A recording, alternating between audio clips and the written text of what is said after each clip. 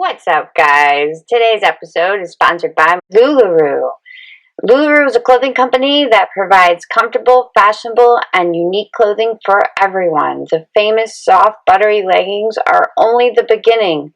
LuLaRoe also has an amazing line of women's dresses, shirts, tunics, and t-shirts. Go to facebook.com/group/LuLaRoe Rebecca Clark. Type in code too many words to get 20% off your first order. Let's do the show.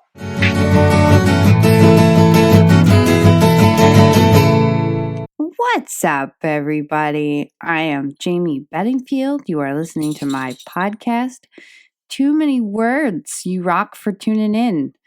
I've got good news for all you who have been emailing and telling me to have Richard Kadrey back on the show since he came on. I believe it was episode 27. There were a lot of you who reached out asking for more, especially when it came to writing process and building a career. I would say that we covered those topics pretty thoroughly. Richard is one of those just super awesome guests to record a chat with.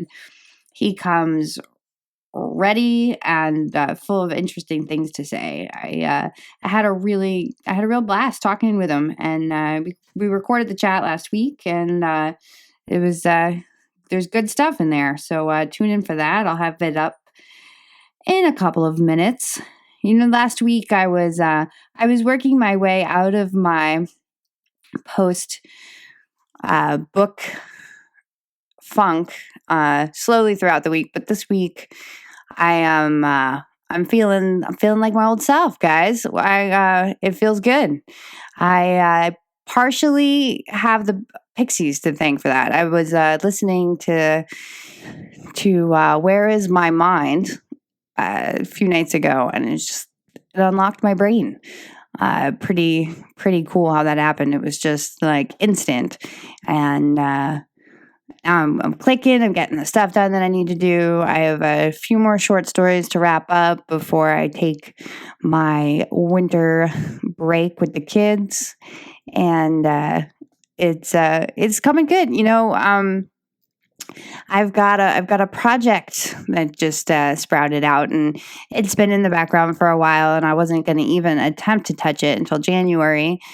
But the Pixies and short stories as well. There's something about short fiction that is it's a great way to kind of exercise the mind, especially between big projects. But anyway, yeah, I got some stuff going. And I saw the world that I needed to, and then everything's kind of been falling into place. So even though I'll be technically off for winter break, I am going to be world building and diving into some character backstories, which is just, I would say, one of my favorite phases. I love just creating all these tunnels that interweave and end up somewhere hopefully cool. But yeah, I'm feeling it, and it's good. I didn't like feeling funky and lost. I mean, I have 3 dogs too, and they follow me all over the house, and I'm just pacing, trying to get my brain back, and I'm just confusing the dogs. And anyway, it's feeling good, and it snowed, which I think helped. Snow has just a way of just blanketing. It blankets the world. It quiets the chaos, and just, it highlights the magic that is there. Those elements that you can pull from and apply a fantasy thought process to it, like the moon, But yes, I am going off a little bit. So this is the last show of 2016. We will be back on January 12th. I have a really, really exciting lineup of guests. I will have the schedule posted on the Facebook page, Too Many Words Pod, shortly. But yes, I'm really excited, and you should get excited And also in the January 12th episode, the first of 2017, I will be doing a review of The Upside Down, which is an anthology of short stories, poems, and essays that takes tired tropes and cliches and turns them on their head. I'm looking forward to it, and I'm receiving a review copy from Apex Publishing, and I'll be talking about the book here, and you will also be able to read a written review on The Scribbler. I'll post the links on Twitter and Facebook when they're up. But so I will not be talking to you until January. Have an awesome holiday. Slow down. Enjoy some good movies, some good company, and I will get to my chat with Richard Kadrey after these couple notes.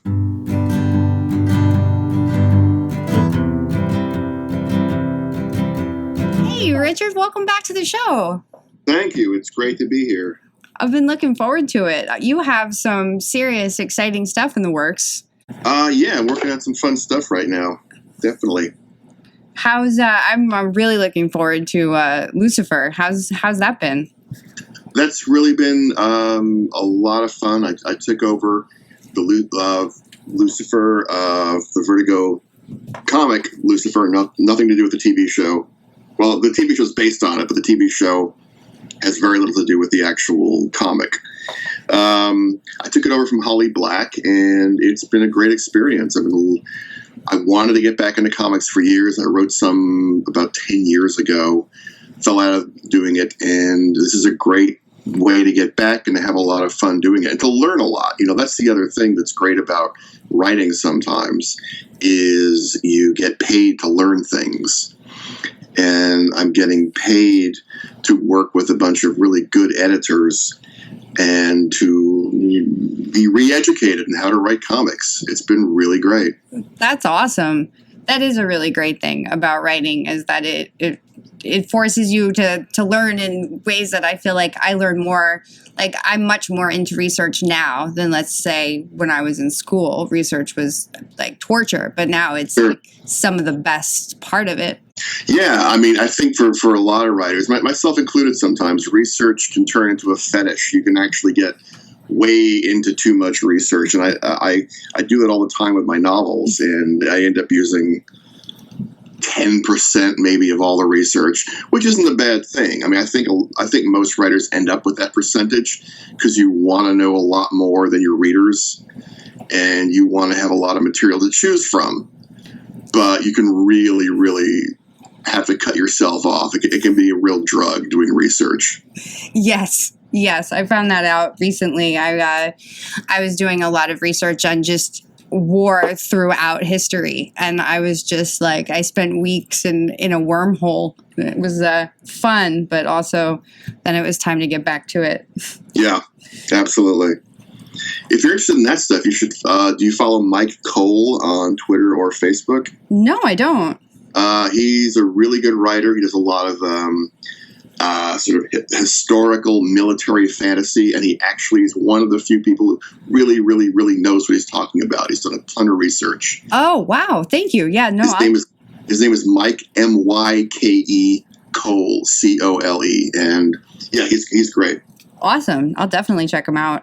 So what are you researching? What were you doing your research for? Well, I just finished this crazy project that consumed all of me. It was quite an experience. But I was working on a dystopian, and I wanted to get a really firm grasp on just war across the spectrum so I could effectively, build my own. Yeah, that'll take up a lot of time. Yeah, and I'm really happy with how it turned out. But actually, this week is like I'm starting to kind of piece myself back together. But I was so heads down, working on the project and then editing it and then putting it together, and then I officially put it out in the world, shopping it around, and I just felt like this, like, I don't know, like weird, like a cross between like actually missing the obsession that had taken over me and also just like unsettled. But I'm getting back into the groove. Good. Yeah, it can take a while after a big project. I always wander around the house like a lost dog for a couple of days after I finish a novel. That's good to hear that you also do that. I felt really, really weird. And this was like, I would say, by far, like the first project that I really like, just totally like it fell out of me. I mean, I've been writing variations of it for 6 years, but it just all fell out. So it was like afterwards, I just like, it didn't even like quite feel like a person. That's dramatic, but I don't know. It can be a little disembodied after you finish a big project like that, especially one that's really close to you. Yeah. A part of you is gone. It's like it went from the inside of you to the outside, and now there's that little hole inside you for a while that has to get filled up with something, and it will. And that's the cool part. Yeah, no, that's totally, yeah. There's definitely like in like RPGs when you have, a wizard character, a magic based character, and they spend their like daily and then they need to rest before they use it again. I kept thinking along those lines. There you go. And so recently you announced that Sandman Slim is being turned into a movie? Yes, it was with one production company, and that didn't work out. So we are now with Studio 8, which is a really great company down in LA. They work through Sony Pictures, so that's another great group to be part of. Definitely. Yeah, they're the screenwriter is really terrific, and we've talked a bit. I've talked to the producers a lot. I've talked to the screenwriter a lot, and we all have the same aesthetic. So I think this really could be. They could really pull this off. This really could work and be not just be a movie, but actually be a good, fun movie and a decent representation of the books themselves. That's awesome. That's really exciting. Yeah, it really is. It really is. Do you know of like a timeline yet, as far as like when things will? No, you never know that because we're waiting for the script now, and then you go shopping for directors and you go shopping for actors, and even before you start that stuff, one group has the script, and then that has to go out, and it'll probably get notes from some of the other producers, and then you rewrite the script. So that can go on for a while. So I don't anticipate anything substantial happening till this time next year, probably. Okay. Things can happen. It's really weird how these things can happen. I've had things drag on for a long time, but at the same time, I've seen friends' projects emerge immediately, just incredibly quickly. So you don't really know. That's the funny part. It can take forever, or in 6 months you can be up and running shooting your movie. It's crazy. Wow. I mean, that's just so much about like just the entertainment industry in general. It's, I'm learning as I go within the book world, but it's, the pace of things, it's a thing all its own. Absolutely. And it speeds up and slows down, and a lot of it depends on the market. It depends on who's in charge, and all that stuff can shift. And you see it happen all the time. Priorities shift, people shift. You're the hot young thing for a while, and then you're not. And it all comes into play, and it's part of it's the business part of this stuff, and it's interesting. You have to be a little removed from it. You can't take it personally because it is business. Yep, that is. I'm a lot more comfortable with that concept than I was 4 years ago, where it's like you have to put a certain level of emotion into it to pull it off, and then you have to kind of switch hats and be like, okay, now let's sell this thing. Yeah, exactly. I mean, it is. You are then a business person, and you're working with your agent to sell a product at that point for as much as you can get for it, which sounds kind of mercenary, but it is. I mean, that's how writers survive.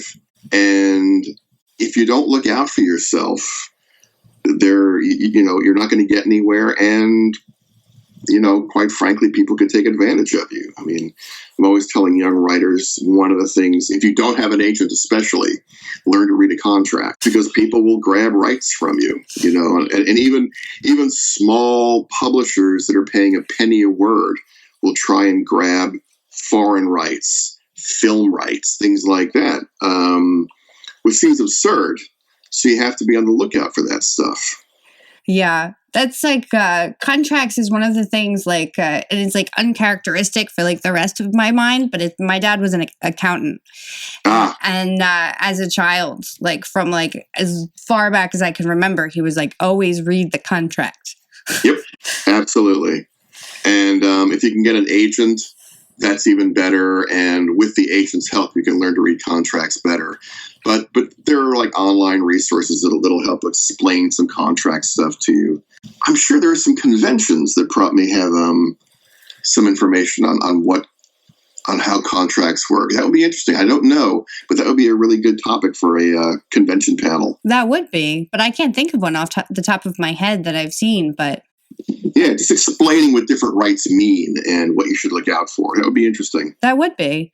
Well, especially too, I mean, I wouldn't say everybody, but in a lot of cases, especially with, based on the people that I know personally, that, it starts with a passion and a need to write, but the business end of it is not at the forefront of the mind in the earlier years. Exactly. And that's when it's easy to lose control of things. I've seen people locked into even very bad book contracts, and you can end up a slave to a publisher you don't like. And if you try to break the contract, you'll owe them money instead of them owing you money. I mean, you have to take care of yourself. This is, even if you're just writing on a small scale, even if you don't see this as a career, you don't want people taking advantage of you, because they're gonna own your story. They're going to make money off you, and you're not going to make money. And I mean, at a certain point, there's, getting paid for your work is part of the recognition that you did something valuable. Yes. I mean, it's not just being purely mercenary. It's like, no, you're a magazine that pays. I did something that's good enough for your magazine. I worked for your magazine in essence. You should pay me the same way you pay the printer. Think of yourself as on the same level as the printer. They would never not pay the people who actually print the magazine or set up their website for them. So you should get paid for your work too. Mm-hmm.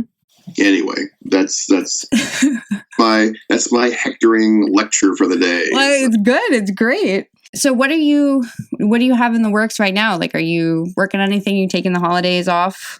No, I don't. No, I'm going to be working straight through December. I'm working on Lucifer. In fact, I'm halfway through a new script right now. I think issue 15 of the new run, and rewriting the next Sandman Slim book. Nice. Which is called The Kill Society. And I'm working on a screenplay with a friend. So doing all three things kind of simultaneously. Not really simultaneously, because your brain can fall apart if you try to do that. But all three projects are in various stages of development at the same time. And so I am trying to keep everything moving forward. Nice. That's awesome. Yeah, that is a balance that I've had to really... there's a difference, because the multiple projects, because of the time frame that everything takes, it's important to keep that ball rolling, but having too much on your mind. And that happened to me at the beginning of the fall. And I remembered something that you said the last time you were on, was that more than one can be death. I had to go ahead and take a whole bunch of stuff and just put it to the side, because I had to focus on this one thing. There are times when it's great to do multiple things, but there are also times when you just have to sit down, do the one thing, and get it done. It's too easy to spread yourself out. Yeah. Yeah. You got to get the work done and finished on one thing. But, again, some of it comes down to grabbing things when they're available. I mean, I was writing the novel, Lucifer came along, I said yes to that. the script, the screenplay is something I've been talking to my friend about for a while, and they all kind of came together, and all three are viable projects. So I will keep these three going. I've been offered a couple of things recently that I've turned down or put off till next year. Like there might be another comic project, but I already told everybody not till after I finish the next novel, which will be in August. Okay.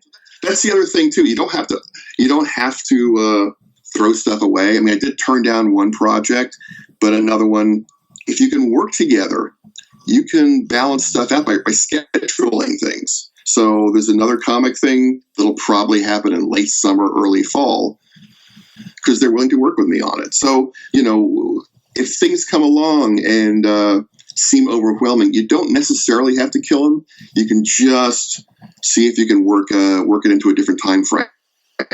Totally. Well, and then that's nice too, is because then you have, you know that work is coming after you finish something. That's the other thing too, that's the other reason I end up saying yes to a lot of stuff is you don't know if it's going to be there again. Yeah. It's very funny. It's I think everyone's kind of torn between wanting that one magical project that will consume you totally. And the reality is you kind of have to say yes to really cool things because they might not be there tomorrow. Mm-hmm. Especially if the cool things have money attached. Yeah. Because, that's what you need sometimes. There was a project that was offered recently it was a great project, but there was no one backing it. And it's like, I didn't know how to make it go forward on my own. So it was like, I have to say no, at least for now, until you have your back end worked out, because it's the actual way to put this project together. I don't know how to do, and you don't know how to do. So, there needs to be more work done ahead of time sometimes. And it's not fun to turn down cool projects, but you have to look out for yourself, unless, again, you're willing to, or you have the luxury of diving into something without worrying about money or time or anything else. Those projects can be really fun. Yeah. But again, like the contracts, look out for yourself, because you can really go down a rabbit hole and end up with nothing. Yeah. On the other hand, if you take a chance on something crazy with the right people who have the right backgrounds, you could end up with Night Vale. You could end up with something great. Mm-hmm. So it's a balancing act where you never quite know. You got to go with your instincts. In the end, that's all I can ever tell anybody about anything is learn to read a contract and then go with your gut on a lot of others. And have an agent and tell your agent what you're doing. I actually annoyed my agent this year because I accepted the Lucifer job without telling her. So it was kind of a fait accompli when I went to her, which I know annoyed her. Oh, man.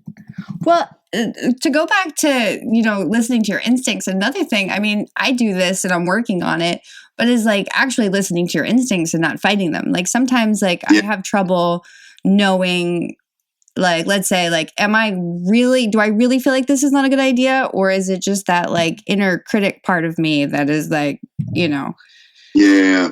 Learning to trust yourself is a very hard thing. It is. Both in, especially in terms of work. And I think I was just telling another younger writer recently who was constantly changing her story because of different kind of criticism she was getting. And I remembered how hard it was. Maybe the hardest thing I think for early on in your writing career is learning what advice not to listen to. Everyone has advice for you. Especially on your story. Here's a critique of your story. Here's a different critique, and they're contradictory. Which one actually speaks to you? Which one is actually more in line with what you wanted to do with that piece of work? And it's really hard when you're starting out to say, to someone, or just to say to yourself, just say to the person, thank you for your input, and then completely ignore them. And then go on with what you need, with what you need to do to a story. All that stuff. It's really, it's as much as learning to write, learning to trust yourself is a skill that takes time.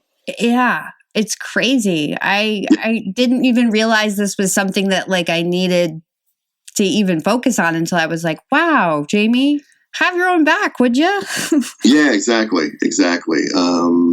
I had a friend who was a professional and spent a year rewriting a story because she couldn't quite get a handle on it, and people kept giving her different critiques. And finally, after like 5 rewrites, she realized what she wanted to do was her first idea. And so she threw out all the rewrites, went back, edited her first idea, and she had a really good story. You can, some even professionals can forget sometimes, not to listen to everybody, because maybe you don't have a handle on the story completely when you first write it. And then you have to just figure out what the hell was I going for. Yeah. And you can be really vulnerable during that period. Definitely. Well, and also too, I mean, it's in order to even get that base story out, you need to, like, going back to trusting yourself, you need to lean into the words and just let it come out. I mean, I've slowed myself down in that stage, just micromanaging myself too much. And it's like, no, just stop it and just write. You know what your characters are, your world, just get it out. Don't worry about, that first draft, man. Don't worry about mistakes. Don't worry about bad language. Don't worry about any of that stuff. That you can fix all that stuff later. Just get to the end. Yeah. I know that's the biggest writing cliche of all time, but it's also the biggest, most important thing to remember. Don't worry about the little stuff. Just get to the end of the story, and you can fix everything else. Mm-hmm. You can't edit what isn't written. Yep, exactly. And how you do that is different for every writer.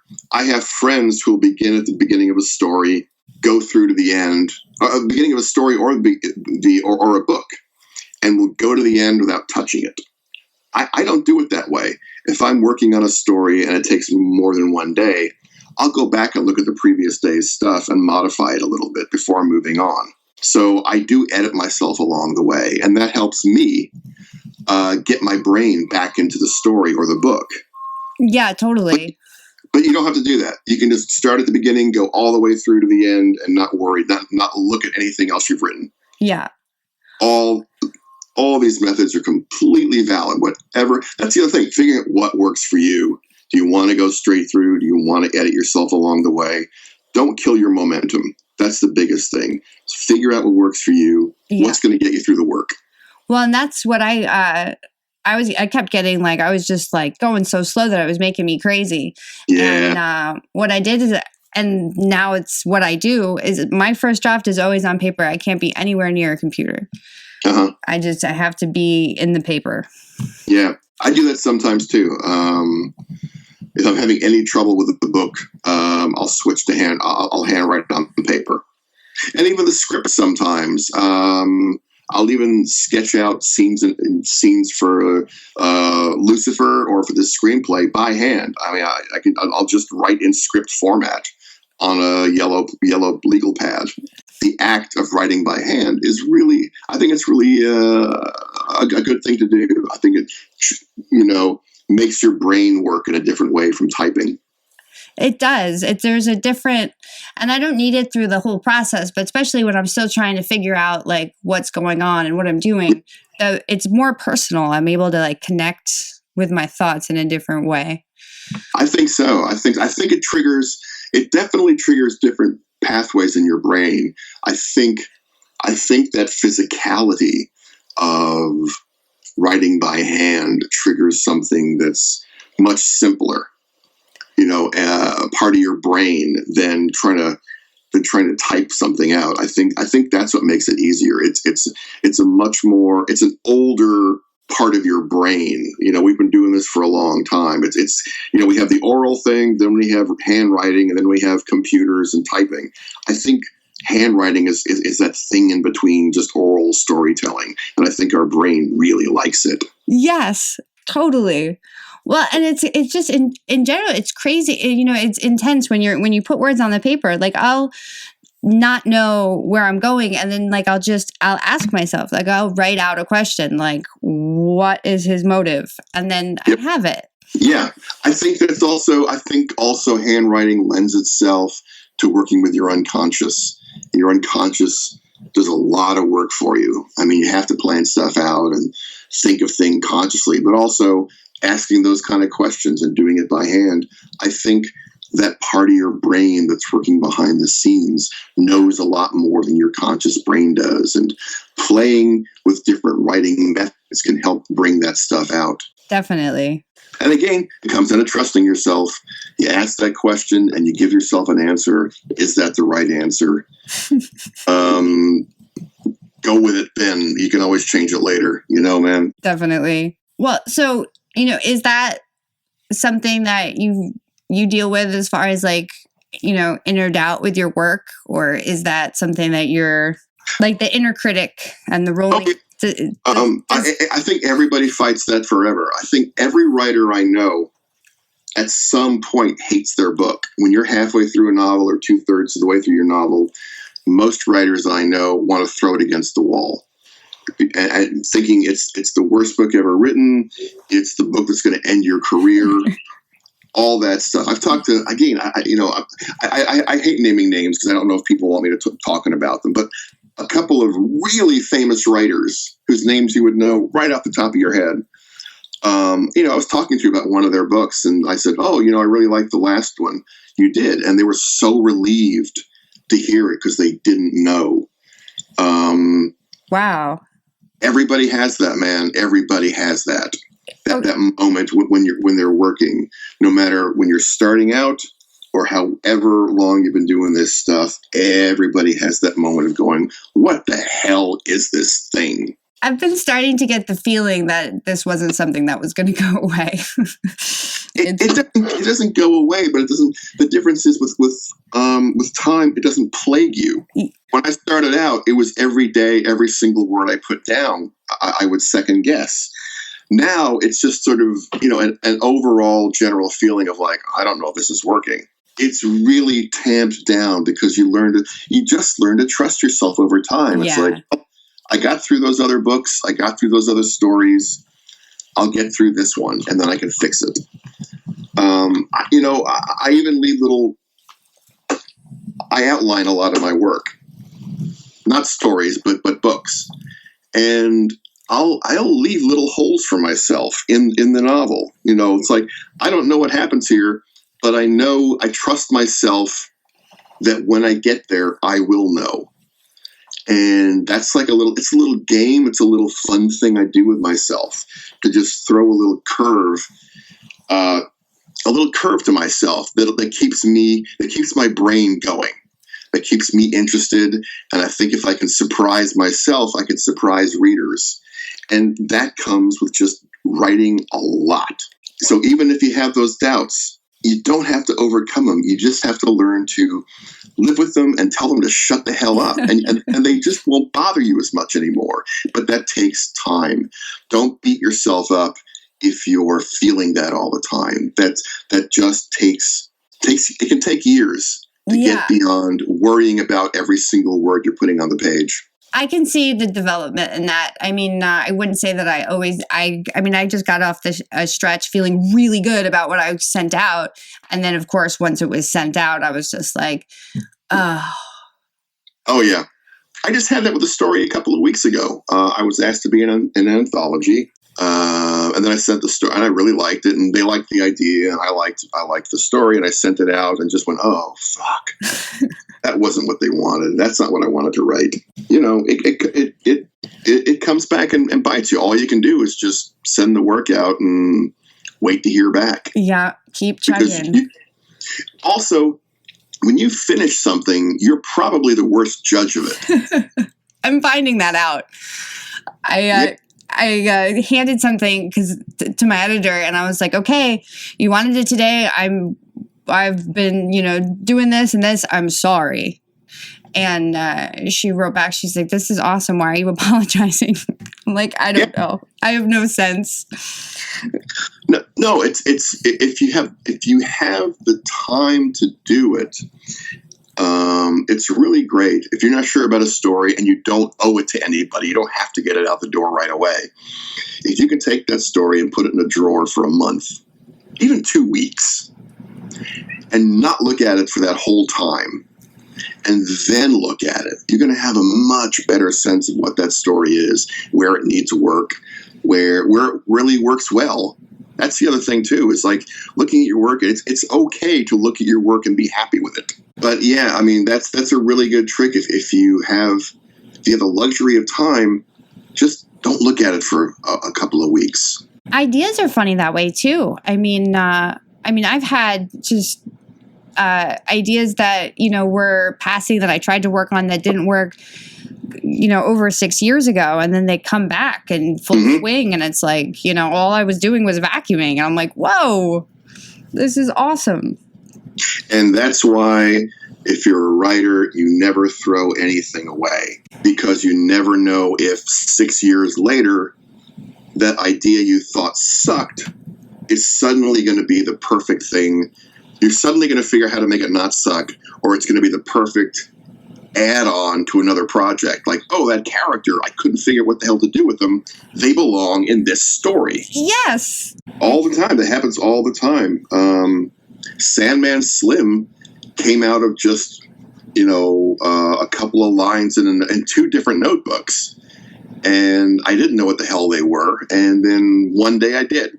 Wow. And they were in that notebook for years. I had no idea what any of that stuff meant. And just looking through it one day, I suddenly knew. And that's where Sandman Slim came out of 2 sentences in 2 different notebooks. So the worst story you ever write, don't throw it away. You don't have to look at it for 10 years. You don't ever have to look at it again. But maybe you don't know if there's some tiny thing in that story that can be useful down the road. Or maybe suddenly 5 years later, you figure out how to make that story work. And if you threw it away, you have to start over. And you don't need to do that.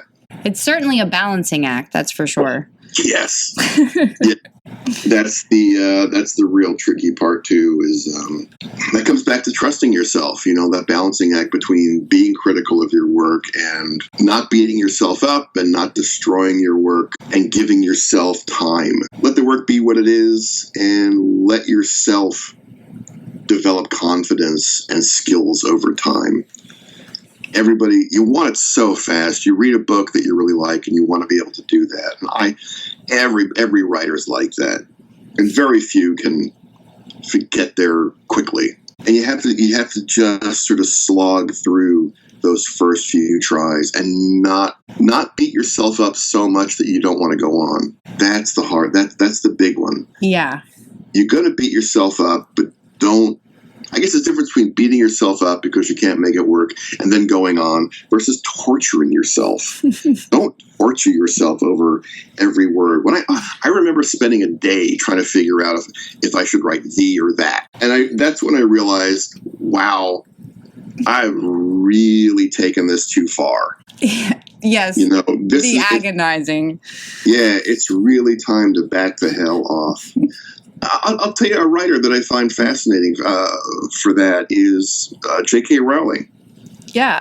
Sentence by sentence, I don't think she's a great writer. I don't think she's a great prose stylist. But, God, she can tell a story. Yeah. And I think there's a lot to learn from, whether you care about Harry Potter or not. There's a lot to be learned from someone who just tells the story. In the end, that's what people remember. You can have the most perfect prose in the world, but if they don't love the story, they're not going to remember it. Tell the story. If you want the language to be pretty, that's a secondary thing you can do later. But right off the bat, I say worry about the story first. And frankly, I used to be big into being a prose stylist, and I've gone the other way completely. I want to vanish as a prose stylist. I want to be invisible.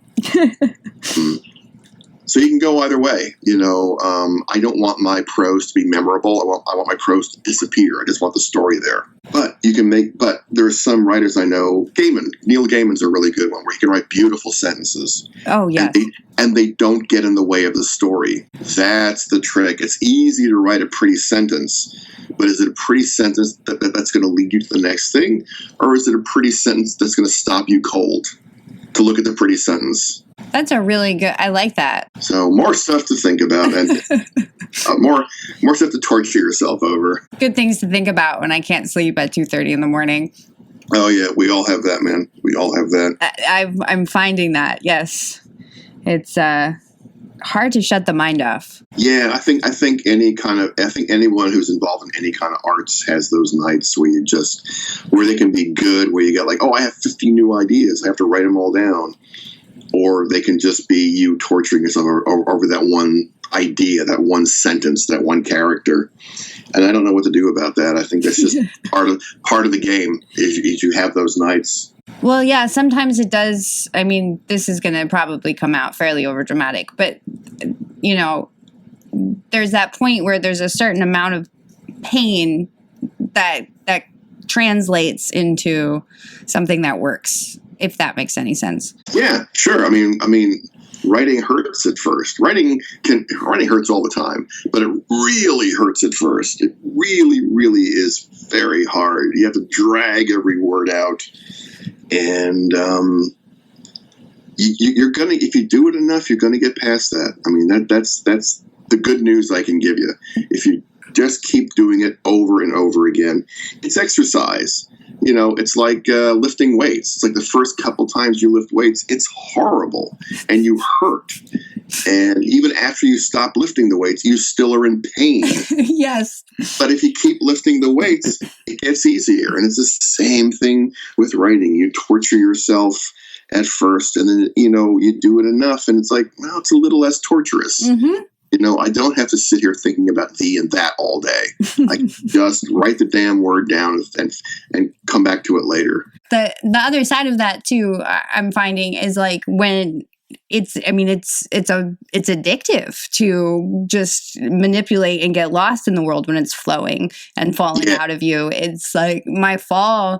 Part of the reason why I'm taking, 3 weeks over the holidays is that I just totally didn't respect any nights and weekends and just, got it done. And, but it was like, I didn't want to pull myself out of it because it was so, it was working. So that's the other side of, there's the pain, but then there's the, you have the potion through the door. Yeah, the obsession part, and that's great, man. If it's flowing like that, if you can just keep it going when it's coming like that, that's great. That's the best thing ever. Oh, when it's flowing. Yeah. Oh man, yeah. It's the best feeling. I love that when those are those weird days. I mean, most days I write 2,000 words. That's my goal every working day. But then there are those days where you just stay at the desk and you can write 10,000 words. And I have those days every now and then. And if it's really flowing, I mean, some people get really cynical if you say, I wrote 10,000 words today. And they say, oh, right, you had to throw out 7,000 of them. No, if I know the story and if it's flowing properly, I'm going to keep 9,000 of those words. Yeah, yeah. That's the great part of the flow. Yeah, definitely. It's William Burroughs talked about it once, saying that when the writing is really coming, it's like you're not writing, but you're transcribing. Like there's this magical, there's this book in another place, and the book opens up and you can see the words, and all you have to do is look at the book and then write it down. And that's where it all comes from, and that's inspiration. That's what the flow is. It's like the words are already there. All you have to do is grab them and put them down. Yeah, totally. And yeah, in the early fall throughout, I had done over 120,000 words in 2 months, and I had never ever come close to doing anything like that. Like not even. That's terrific. Close. It's part of I think that's like why I keep telling myself I'm so weird right now. Mm-hmm. That'll do it to you. Putting out that many words in that short amount of time, that'll really leave your brain kind of shriveled up for a while, and you're going to need to sort of let it reflate. Yeah. Reflate. Yes. Reinflate. Excuse me. Sorry. Yes. I just made up a new word. How about that? I like it. Yes. It could go in a mug. Yes. Yeah, but I can really see being completely drained by something like that, but in a good way. Yes, definitely in a good way. But I definitely, and part of it is because I'd never done that before, is that I had stuff lined up kind of because I had taken Thanksgiving off and then I had stuff lined up right after that. And I was just like, whoa, my brain is just, it's not ready. Yeah. Yeah, no, I think that's the other part is, I mean, when you come down from a high like that, you really need to recharge your brain. Just read for a while, talk to friends, watch movies, watch TV, I mean, just interact with the world in good ways and just let yourself fill up again. Yeah, definitely. Actually, the timing with the holidays was actually kind of nice because now I can, do the whole tradition thing with the kids and that kind of stuff. That's great. I think but you know what? I'll tell you. I'll give you like one more warning here. I know I'm lecturing a lot today, but I mean, I'm just. Well, it's awesome. I've been talking to people about writing recently, so it's all in my brain right now. You're in the right place then. When you're in that vulnerable period, here's my theory. Try to only expose yourself to good stuff because your brain's going to take in anything you see and hear. So, somebody tells you like, well, there's this new TV show you should watch. Oh, really? Is it any good? Well, it's okay. Don't watch that show. Watch something that people will say, oh my God, you have to see this thing. It's the best thing ever. Whether it's, I don't know, whatever's on right now. Everyone's insane about Westworld. I haven't watched it yet. I haven't watched it either. I'm skeptical. Yeah, well, I mean, it's sitting on the DVR. I'll get to it. But, but I mean, the enthusiasm of the way people talk about Westworld is something where, okay, you're finished a big project. You're still kind of vulnerable, but take a chance on it.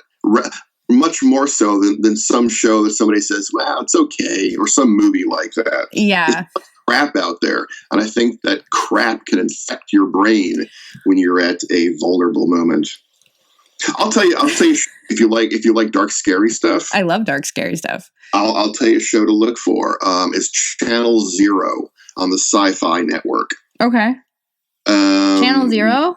Channel Zero. I've had that on my. I haven't watched it yet, but it's been in my. It's good.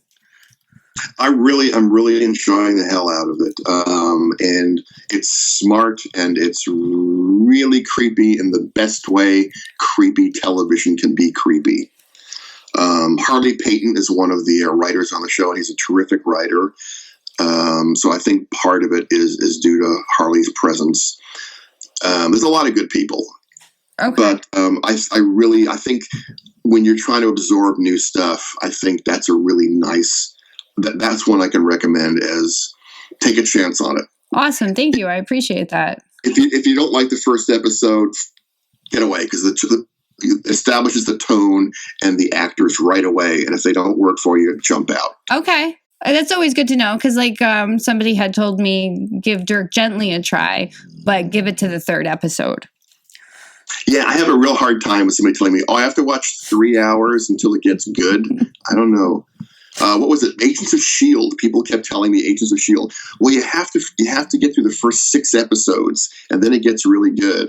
It's like, no, no, I don't have 6 hours to wait for something to get good. Yeah. Well, and that's interesting though what you said about crap getting in your brain when you're vulnerable because there's some shows that even like one of my favorite shows usually I can't watch right now and because it's like frustrating me and so that's interesting. I think so. And you can watch. I mean, there is some stuff that is terrible but is delightful too, like an Ed Wood movie, like Plan 9 from Outer Space is so transcendently awful that it's wonderful. And that's the kind of, there's good bad stuff, like Plan 9 from Outer Space, versus all that kind of mediocre, well, it's okay kind of television and movies.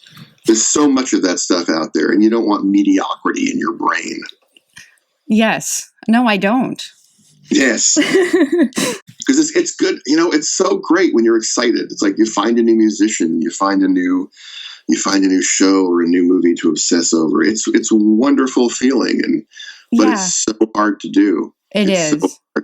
But finding that, I mean, I had that, I guess it was a few months ago now, but Monstrous was just one of the most... Oh, Monstrous. Absolutely. Absolutely. I just, after I finished it, I was like, oh, wow. Yeah. That was just, wow. Yeah, that's an amazing comic. It's one of the best things I read in years. Right? Yeah. All that said but isn't said is just outstanding.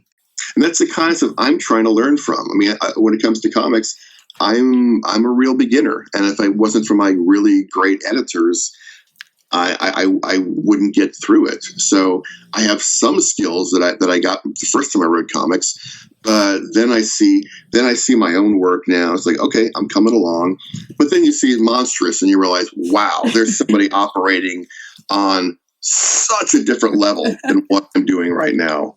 That it's really inspiring. It's something to shoot for. Bitch Planet too. That's another amazing one. That's just off in the stratosphere. Okay, so I've heard that, but I have not totally sunk my. You suggest that as well? Is that? Yeah. It's a science fiction, very political science fiction comic. If you like Transmetropolitan, the tone of Transmetropolitan, it's a very hardcore, beautiful, rough story about women coping in a really terrible moment and terrible circumstance. I mean, it's science fiction and it's in the future, but it's so much what's going on now, especially in Trump's America. This is the crap you could see coming, the crap that exists now for women and the stuff that's coming down the road. It's projecting that a bit into the future. Oh, wow. Yeah. Yes. Well, you have given me something to watch and something to read. Thank you. Sure. I'm happy. If you have anything to suggest, I'd love to hear it. I mean, I'm in such a bubble these days. I don't get to read for pleasure that much. So if there are any other comics or books or something out there, I'd love to hear about them. It's been out for a while, so you might already know it, but it's new to me. Is Miss Marvel? That's on my list. I've heard wonderful things. I haven't had a chance to get to it, so it's definitely something I really want to read. Everybody seems to really like and respect it. Yeah, it's and it's funny because my daughter read it after me, and the first one, and on the front it says, this is truly an important comic, and she says to me, this is truly an important comic, and there's a lot. It's really good. There's a lot there, and it's one of those things that you read and you're like, there are people in the world that are open-minded and care and are care about making a difference. Yeah, definitely. I definitely suggest that one. I've been chugging through because there's a lot out now, so you can just. Yeah, that's what I understand. Yeah, there's another one. There's another that I stumbled across in New York. Let me grab it so I get the title right. We Can Never Go Home is a really interesting, weird one. It's sort of Bonnie and Clyde, teenagers, punk milieu, but kind of with superpowers. That sounds awesome. And We're Never Going Home, it's called? We Can Never Go Home. Okay. Yeah, I was at Forbidden Planet in New York, poking around, and oh, nice. One of the women there suggested it. Awesome. Yeah, but I mean, I'm kind of coming out of a bubble myself, so it's pretty much all I've got. And TV, I've been, my standby is Walking Dead, but I'm taking a break. Yeah, it's a little intense right now. I'm taking a break too. I'll come back because I love Jeffrey Dean Morgan. So it's fun to watch him be insane, but yeah, I need a break too. Yeah. And so I've been kind of shopping around. I was watching Ash vs. Evil Dead, but I lost interest. You know what? If you lost interest in that, I'll tell you a better version of that idea. Okay. Stan Against Evil. It's just Stan, like the name Stan, Stan Against Evil. Okay. It's very funny. It's monsters and fighting witches in a small New England town. It's put together by the comedian Dana Gould, and nice. it really, really works. It is what I wanted Ash versus the Evil Dead to be. Okay. I'll definitely check that out as well. Yeah, I think it's on IFC. Oh, okay. Cool. Yeah, if you were just, I lost interest in Ash versus the Evil Dead too. I mean, I was really disappointed too, because I love Bruce Campbell and I love the Evil Dead, world, but it just didn't work for me after a while. Oh, I was surprised too, because like I was enjoying it while I was watching it, and then and it's so it's way more like the original movie than I had thought it would be. But I don't know, I stopped watching.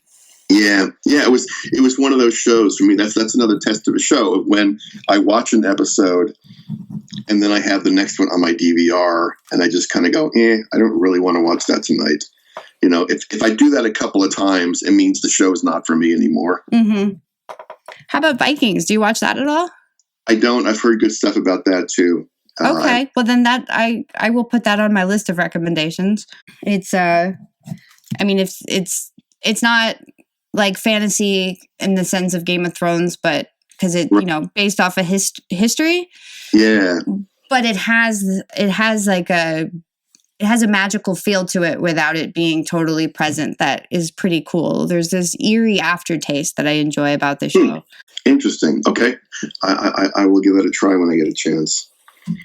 Yeah, it's so weird to be. I'm a writer, but everything I read is for research or to blurb other people's books. It's like I have so little time to actually sit down and, do stuff like read or something like that. I mean, I make time for, I don't know why. Like, I have a hard time with novels sometimes when I'm working. Oh, yeah. But I can always read graphic novels and comics. That always works. And I don't know what the difference is in my brain, but I process the information differently. So I can still read graphic novels, even in the midst of my really hard work. Same here. I get that release of like, I'm not watching TV, but I'm in a fictional world. My brain is occupied without being overwhelmed. It does come across different. I think also it has to do with prose. If I'm reading a book, there are certain writers I cannot read when I'm working on a novel. I cannot read Cormac McCarthy, for instance, because if I read Cormac McCarthy while I'm writing my novel, I will spend a day or two writing like Cormac McCarthy. And that doesn't happen when I read a graphic novel. I think that's part of it for me. I can't have other writers' voices in my heads. And that makes sense. It's not the same thing with graphic novels. It's a very different experience. And TVs and movies as well. And TVs and movies, absolutely. Yeah, I think, I could still watch TV. I could still watch movies. But again, I'm so much choosier now of what I will take in. I saw a strange movie recently that I recommend in a very peculiar way. It's called Hardcore Henry. And I saw the trailers for it months ago, and they were god awful. Yeah, I saw the trailers. I didn't think anything of it. I never wanted to see it, and I got talked into watching it. I'm kind of fascinated now. If someone had told me what it really is, I would have watched the damn thing earlier. It's basically in a science fiction milieu. It's 90 minutes of parkour and guns. Really? And the thing that's wonderful about it is it's all told from the first person perspective, right? So you're watching through the camera eye, and you're watching through the eyes of the protagonist, Henry, who is part cyborg. And what's so amazing about the movie is it's almost a Charlie Chaplin movie in the sense that you don't need the dialogue. You can figure out the story just by watching the images. I mean, it's almost as silly a movie as it is. It's almost what Stanley Kubrick called pure cinema, because the images carry so much of the load, and it's really crazy and fun Again, I was talking before about sort of like, well, you don't want to watch mediocre, trashy stuff when you're vulnerable. Yeah. This is not highbrow stuff, but it is so well done and so interesting in the fact it's almost a silent movie. That's really interesting. When the bad guy shows up, you don't need to listen to the dialogue. It's like, oh, I can tell that's the bad guy. You can turn the sound off for 99% of the movie, put on whatever music you want, and just watch it because you will know exactly what's going on from the context. That sounds really cool. And like I said, it's parkour and guns is most of the movie. So yeah, nothing cool came across in the preview, so I didn't even consider it. But yeah, I'll have to I had to get talked into it, and I really, really ended up enjoying it. And I don't want to sell it too hard because you'll watch it, and I'll have sold it too hard, and you won't like it. It's a very interesting movie to me. It's unique. I'd say give it a try. It's another one of those things, give it 10 minutes. If you don't like the first 10 minutes, forget it. Okay. Maybe 15, because it gets weirder. Okay. I'll give it 17 minutes. Okay, give it 17, and then you'll know. Well, could you tell everybody where they can find you on the interwebs? Sure. I'm on richardkadrey.com, which may or may not be down for a while because we're going to redo the site. But you can always find me on Richard Kadrey on Facebook, and I'm Richard_Kadrey on Twitter, and I'm pretty active on both of those sites. So easy to find. If you see me at any of those places and you have a question, throw the question at me. I don't get to answer everything people send me, but I try to answer a reasonable amount. Awesome. Well, thank you so much for coming on, and this was an awesome chat. Thank you very much. It's always fun to be here. It's fun having you. Well, and that pretty much wraps it up for this week, for this year. Definitely tune in to the show January 12th. And if you're not already familiar with Richard Kadrey's works, definitely check them out. Really fantastic books, all of them. And pick up Lucifer while you're at it. I can't wait to get mine. So you know the deal. Follow me on Twitter if you aren't already. Me Bedingfield, the show at Too Many Words Pod. Same names on Facebook. And for where to find all my stories, my works, and what I'm up to, you can go to my site, jamiebedingfield.com. Have a wonderful holiday. Thanks for listening, and I will talk to you next year.